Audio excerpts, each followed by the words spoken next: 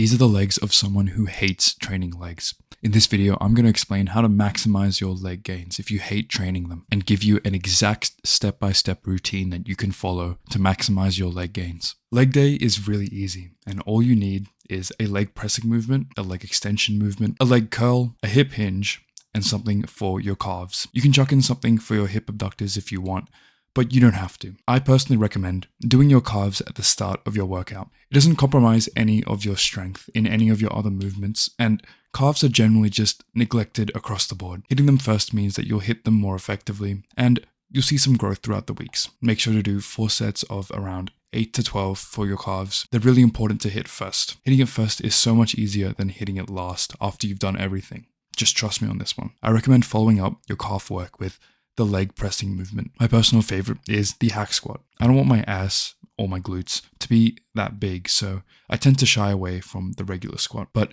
you can choose whatever squat variation you want in this leg pressing movement section.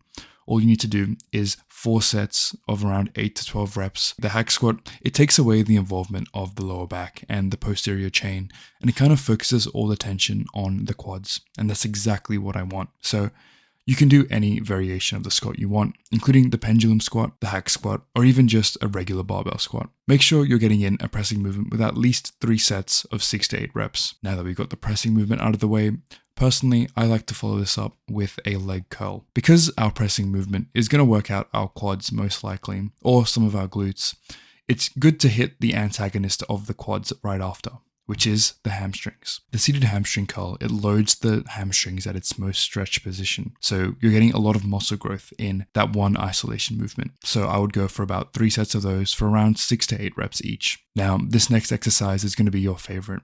I know it's my favorite, and I don't even like leg day, and that is the leg extension. It's going to burn the most, and you're going to feel your quads really burning up for this one. Once you get done with the exercise, you're going to be like, wow, I really feel my quads being pumped. And this is the point where you go to the mirror and you start taking photos. The leg extension is such an amazing exercise because it trains the quads at quite literally the most stretched position that it can be. It's one of the best quad builders in the gym. And honestly, it's my favorite leg exercise. I always get excited when I get to this point in my leg workout. And if you follow this workout, I'm sure it'll become your favorite too.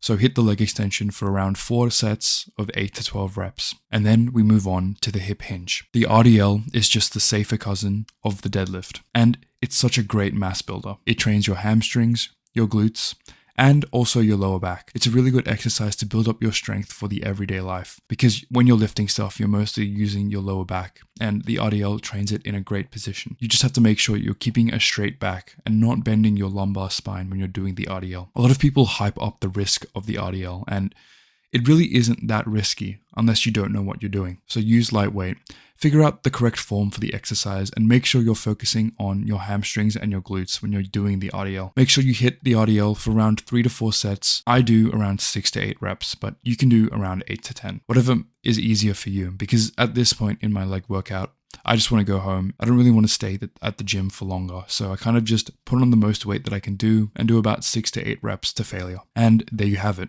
We've reached the end of our leg day. You don't have to do all that much for legs, and honestly, you don't have to hit legs that often. You can get away with only hitting legs once a week, but I do it twice.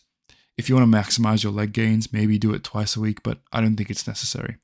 You can do it once a week, and that'll be more than enough to stimulate growth. I cannot express to you how much I hate leg day, but I love having big legs. So make sure you do all these exercises in order if you want to see the most leg gains for the least amount of effort. All right, I'll see you guys in the next one.